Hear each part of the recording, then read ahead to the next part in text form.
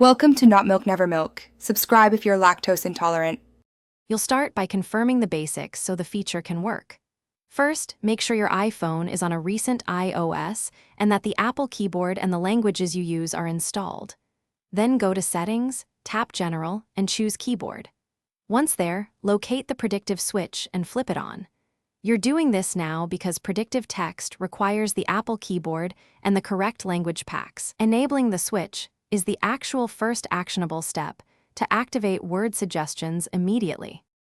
Once Predictive is on, make sure your active keyboards support it. You should remove or reorder keyboards so the Apple keyboard is primary. Go to Keyboards and drag it to the top. If you rely on a third-party keyboard, note that predictions may behave differently, so either disable it or allow full access per its instructions.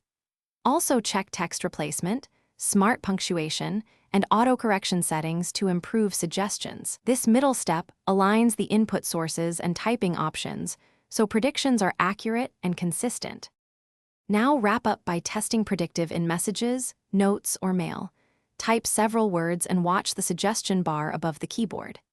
If it isn't working, try the quick fixes.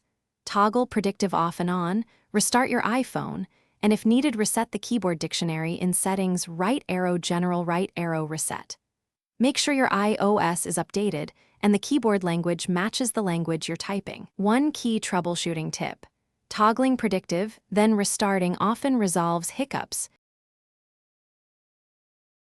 Thanks for watching. If this was helpful, leave a like and consider subscribing. See you next time.